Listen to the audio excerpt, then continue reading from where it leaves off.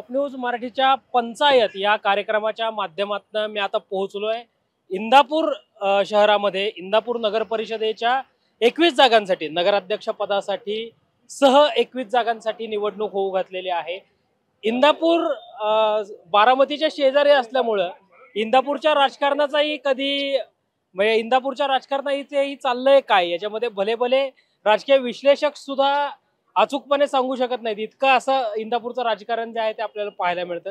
या इंदापूर नगर परिषदेमध्ये ट्विस्ट आलाय। दोन परंपरागत विरोधक असणारे जे नेते होते, राज्याचे माजी सहकार मंत्री हर्षवर्धन पाटील आणि राष्ट्रवादी काँग्रेस पक्षाचे माजी जिल्हाध्यक्ष प्रदीप गारटकर, जे परंपरागत विरोधक मानले जायचे, ते एकत्र आलेले आहेत आणि आघाडीच्या माध्यमातून ते इंदापूरची निवडणूक लढवताना पाहायला मिळत आहे। जे विधानसभेला हर्षवर्धन पाटलांच्या विरोधात होते ते प्रवीण माने सुद्धा या आघाडीमध्ये आहेत, म्हणजे भाजपचे नेते सुद्धा या आघाडीत आहेत। त्यामुळे ही इंदापूरची नगर परिषदेची निवडणूक जी आहे ती इंटरेस्टिंग ठरताना पाहायला मिळते। मतदारांना नेमकं काय वाटतंय, इंदापूरचे मतदार नेमकं या सगळ्या समीकरणांकडे कसे पाहतायत हे आपण थेट मतदारांकडनं जाणून घेणार आहोत। काय सांगाल, 2 डिसेंबरला मतदान होतंय, काय वाटतंय नागरिक म्हणून? इंदापूरचे इलेक्शन म्हणजे भरपूर चुरशीचं आहे। दोन्ही अध्यक्षपदाचे उमेदवार अटीतटीचे व झुंजारपणे लढणारे आहेत। त्यामुळे आमच्यासारख्यांना अंदाज देता येणं अवघड आहे। कसा पाहिजे, तुम्ही जो नगरसेवक आणि नगराध्यक्ष निवडून देणार आहे तो कसा पाहिजे? तो कामाचाच माणूस पाहिजे, काम करणाराच माणूस पाहिजे, इंदापूर नगरीचा विकास करणारा पाहिजे। बघूया आता 2 तारखेला काय होतंय। नक्कीच इंदापूर नगराध्यक्ष पदासाठी भरत शहा आणि प्रदीप गारटकर अशी प्रमुख लढत जी आहे ती नगराध्यक्ष पदासाठी पाहायला मिळते। त्याच्या इंदापूर नगरपालिकेची निवडणूक आहे 2 डिसेंबरला। काय वाटतंय, कसं कोणाची हवा आहे?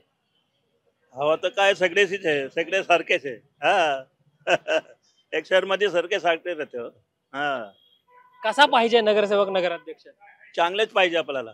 हा बस, दुसरं काही नाही, सगळं काम पाहिजे, बस दुसरं काही नाही। नक्कीच इंदापूर नगरपालिकेमधलं राजकारण, इंदापूरच्या राजकारणाचा सुद्धा ठाव ठिकाणा कधी लागत नाही। म्हणजे आताच जर उदाहरण आपण घेतलं तर प्रवीण माने, जे त्यावेळी राष्ट्रवादी काँग्रेस पार्टी शरदचंद्र पवार पक्षासोबत लोकसभेला होते, विधानसभेला उमेदवारी मिळाली नाही, त्यांनी बंडखोरी केली, नंतर ते भारतीय जनता पक्षामध्ये गेले आणि आता आघाडीच्या माध्यमातून हर्षवर्धन पाटील, प्रदीप गारटकर आणि प्रवीण माने अशी आघाडी भीमाकृष्ण विकास आघाडीच्या माध्यमातून इंदापूर शहरात पाहायला मिळते। काय सांगाल दादा, कोणाची हवा आहे शहरात, काय वाटतंय? सध्या जर पाहिलं तर हर्षवर्धन पाटील माजी सहकार मंत्री आणि प्रवीण माने यांनी प्रदीपदादा गारटकरांच्या पाठीशी उभा राहिलेले आहेत आणि त्यांचे आजपर्यंतचे जर त्यांचे राजकारण बघितलं तर एकमेकाच्या विरोधात होते ते, परंतु एका दुसरा समोरचा जो उमेदवार आहे त्यांना पाडण्यासाठी हे सर्वजण एकत्र येऊन आता त्यांच्याशी लढत करतायत। त्याच्यामधून प्रदीप गारटकर अशी व्यक्ती की सर्वसामान्य लोकांच्या मध्ये कायम असतात, त्यांच्या अडी अडचणी वगैरे त्याच्यासाठी ते धावून जातात। त्याच्यामुळे दादांचं पारड जड आहे आणि शेवटपर्यंत राहील। नक्कीच या ठिकाणी चुरशीची लढत होतीये, दोन्ही तुल्यबळ नेते आहेत राजकारणातले, त्यामुळं एकदम चुरशीची लढत होती। दादा, तुम्ही मतदार आहात इंदापूरचे, बरं तुमच्याकडे कोणाची हवा आहे? एकंदरीतच जर पाहिलं तर दादा, कोणाची हवा आहे इंदापूरमध्ये?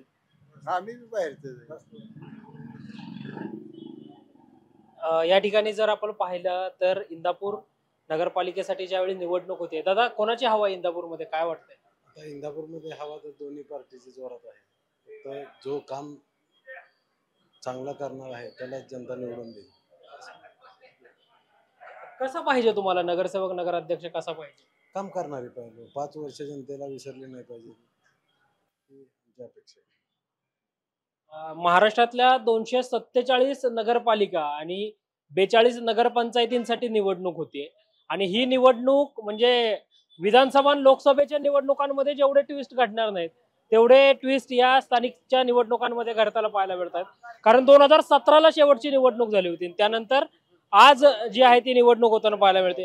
दादा, तुम्ही प्रतिनिधित्व सुद्धा केलं इंदापूर नगरपालिकेमध्ये, तुम्ही विरोधी पक्ष नेते राहिलेले आहात. काय आता बदललेली सगळी समीकरणं या बदललेल्या राजकारणाकडे कसे पाहताय तुम्ही? निवडणुकीत सुद्धा उभे आहात आता. आता गेली 5 वर्ष म्हणजे 8 वर्ष झाली नगरपालिकेची निवडणूक 2016-17ला. त्याच्यानंतर कोरोनाचा काळ आला, लोकांची वाईट परिस्थिती झाली, ज्यांच्याकडे सत्ता होती आणि विरोधक होती यांनी दोघांनी पण ह्या गावाकडे लक्ष दिलं नाही. गोरगरिबांचं इतकं नुकसान झालं, जे भाजी विक्रेते असतील, फळे विक्रेते असतील, ह्या गावामध्ये कोरोनामध्ये अनेक लोक मेले, त्यांचं कुटुंब रस्त्यावर आली.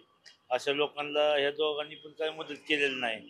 त्यामुळं आता लोक जरी कुठं फिरत असली तर लोक एक दुसरा पर्याय म्हणून बघत होती की बाबा ह्या दोघांच्या विरोधात एखादा चांगला पर्याय मिळला पाहिजे. या ठिकाणी ही दोघं सत्तेत असताना घरपट्टी, पाणीपट्टी, त्याला व्याज आकारणी, शास्तीकर. आज एखाद्या पत्र्याच्या घराला जर 1000 रुपये घरपट्टी पहिली यायची, तर आता त्याला 5-5, 10-10 हजार रुपये घरपट्टी यायला लागली. मग आता जो कामगार आहे 300 रुपयानी कामाला जातोय, त्याने 10-10, 20-20 हजार रुपये पट्ट्या कुठनं भरायच्या? त्याला शास्तीकर आहे, व्याज आकारणी आहे. ही 8 वर्षात लागू झाली. ज्या वेळेला सत्तेत आले त्यावेळेला ही लागू झाली. एकमताने ठराव केला, त्याला विरोध केला नाही घरपट्टीला, वाढीला, शासनाच्या पत्र दराला. मग आज काय होईल या ठिकाणी सांगता येत नाही. इतकं वाईट परिस्थिती सगळी झाली लोकांची, सगळ्यांची चलबिलचल झालेली. जे काम आणली, कोण म्हणते 200 कोटी आणलं, कोण म्हणते 250 कोटी आणलं, पण ती कामं इतकी खराब क्वालिटीची कामं होती की 6 महिन्यात ती रस्ते उसकुटून गेले, ड्रेनेज लाईन उसकुटून गेल्या. आज अख्ख्या गावातले सगळे रस्ते उकारलेले आहेत. पावसाळ्यामध्ये इतकी घाण झाली गावामध्ये, कुणी लक्ष दिलं नाही. अशा बऱ्याच समस्या या गावामध्ये आहेत. त्यामुळं येणाऱ्या काळामध्ये ही जनता शहरातली चांगल्या माणसाला मतदान करून निवडून देईल.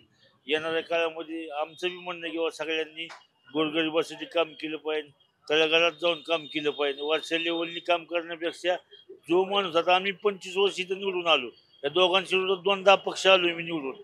त्यामुळं आमचं काम चांगलं होतं म्हणून पब्लिकने आम्हाला निवडून दिलं. आणि आत्ता बी आम्हाला डावललं का? डावललं की आम्ही रोखोक बोलतो, काय खऱ्या कामाला जे असलं त्याला मदत करतो, जे खोट आहे त्याला विरोध करतो. त्याच्यामुळे आमच्यासारखी माणसं चालत नाही दोन्ही पार्टीला. त्यामुळे आता सुद्धा मी अपक्ष म्हणून लढवतो इलेक्शन नगरपालिकेचे. नक्कीच शहराचा विकास जो आहे तो व्हायला पाहिजे, अशी प्रमुख मागणी जी आहे ती सगळीकडेच होताना आपल्याला पाहायला मिळते. दादा, काय वाटतंय कोणाची हवा आहे इंदापूरमध्ये? तसं पाहिलं तर आता ही नगरपालिकेची निवडणूक आहे. नगरपालिकेची निवडणूक ही स्थानिक नागरिकांच्या मुद्द्यावरती लढवली जाते. परंतु सध्याचं वातावरण बघितलं महाराष्ट्रात तर ही तोडफोडीचं राजकारण चालू आहे. परंतु जी नगरपालिकेची निवडणूक आता इंदापूरमध्ये लागलेली आहे, त्याच्यामध्ये आपण पाहतोय की एक साईडला बरसट शाह राष्ट्रवादी काँग्रेसकडून उभा आहेत आणि प्रदीप दादा गारटकर हे आघाडीच्या माध्यमातून उभा आहेत. परंतु हर्षवर्धन पाटील साहेब, प्रवीण भैया माने आणि गारटकर दादा, इंदापूर शहरामधलं आजपर्यंत जर राजकारण बघितलं तर हर्षवर्धन पाटील वर्सेस गारटकर दादा असं इंदापूर शहरामध्ये राजकारण खेळलं जायचं किंवा केलं जायचं. परंतु दोन्ही ताकदी एकत्र आज आलेल्या आहेत. त्यामुळं प्रवीण भैया, हर्षवर्धन पाटील आणि गारटकर यांची ताकद जरा मोठ्या प्रमाणात दिसते. आणि सर्वसामान्य लोकांना लागतं काय हो? चांगला रस्ता लागतो, गटर लागते, डास, झोपेत रेडवर डास लागतं, आणि आपल्याच घरी चाललोय दिसासाठी लाईट लागते. सर्वसामान्य लोकांच्या काय लय मोठ्या समस्या नसतात.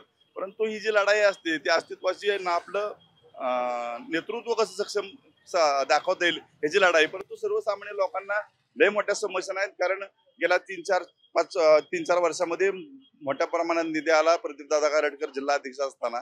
त्यामुळे मला वाटतं की ही निवडणूक कृष्णा भीमा विकास आघाडीच्या बाजूने 100% झुकलेली. कारण असं गेल्या 2-3 महिन्यापूर्वी वाटत होतं की कुठल्या एखाद्या पक्षाला कार्यकर्ता मिळतोय का नाही, परंतु 3 ताकदी एकत्र आल्यामुळं असा लोंढा लोकांचा प्रचारासाठी बाहेर पडताना दिसतोय आपल्या इंदापूर शहरामध्ये. त्यामुळे इंदापूर नगरपालिकेची निवडणूक ही चुरशीची निवडणूक आहे. इंदापूर नगर परिषदेमध्ये प्रामुख्यानं 3 नेते जे आहेत, तुल्यबळ नेते जे आहेत ते एकत्र आले. दादा, काय वाटतंय कोणाची हवा आहे? साधारण गावाचं वातावरण बघता आदरणीय प्रदीप दादा गारटकर हे निवडून यावं सर्वसामान्यांची इच्छा आहे इथं. कारण दादांचं काम खूपच चांगलं आहे. दवाखान्याच्या बाबतीत असेल, विरोधक असो कोण असो, जो कोणी येईल त्याचं प्रामाणिकच काम दादा करतात. आणि काही राजकारणी लोकांनी दादांवरती जो अन्याय केला आहे त्यामुळे इंदापुरातली जनता सर्व दादांच्याच पाठीमागे राहील हीच आम्हाला असं दिसतंय. अतिशय चुरशीची लढत आहे इंदापूर नगर परिषदेमध्ये. तुम्हाला काय वाटतंय, कोणाची हवा आहे? प्रदीपदादा गाडकर. काम चांगलं आहे, मदतीला धावून येतंय, गोरगरिबांसाठी पळतंय माणूस. काम चांगलं आहे. दलित वस्तीत ही गावात इंदापूर शहरामध्ये चांगली कामं केली आहेत, त्यामुळे प्रदीपदादा. इंदापूर नगर परिषदेची निवडणूक ही अतिशय चुरशीची निवडणूक आहे. त्यामुळं या निवडणुकीमध्ये खरं तर काही होऊ शकतं, अनपेक्षित असे सुद्धा परिस्थिती आहे. कारण इंदापूर विधानसभेच्या निवडणुकांमध्ये सुद्धा चित्र वेगळं होतं, प्रत्यक्ष निकाल वेगळा लागल्याचं जे आहे ते गावकऱ्यांचं मत आहे एकंदरीतच. त्यामुळे मतदारांना काय वाटतंय, नागरिकांना काय वाटतंय, काय दादा कोणाची हवा आहे शहरात, काय वाटतंय? हवा तशी काय सांगता येणार नाही, पण प्रत्येक जण आपापला मुद्दा मांडते. कोणी विकासाची कामं सांगते, कोणी येणार विजन सांगते आणि आपापल्या परीने मतदारांना आव्हान करते मतदान करा. आता बघूया 3 तारखेला कळेलच आपल्याला कोणाचं पारड जड आहे, कोण सत्ता स्थापन करणार. दादा, तुम्ही अनेक वर्ष इथे व्यावसायिक आहात, काय समस्या भेडसावतात का तुम्हाला? समस्या तसे बघायला गेलं तर स्वच्छतेच्या समस्या असतात किंवा ट्रॅफिकच्या समस्या असतात. त्या दुसऱ्या समस्या इथं गावात तरी नाहीत का दुसऱ्या भेडसावत. बऱ्यापैकी सुधारणा झालेल्या आहेत, भविष्यात बी होतील. केंद्रात तसा जो सत्तेवरती येईल तो अनेक काहीतरी करेल. नक्कीच. त्यामुळं दादा काय वाटतंय, कोणाची हवा आहे शहरात, काय? आता सध्या तर प्रदीपदादा गारटकर. का बरं असं का वाटतंय? आता बदल पाहिजे जनतेला. तुम्हाला काय वाटतंय दादा, कोणाची हवा आहे शहरात, काय? शहरात आता सध्या कृष्णा भीमा विकास आघाडी.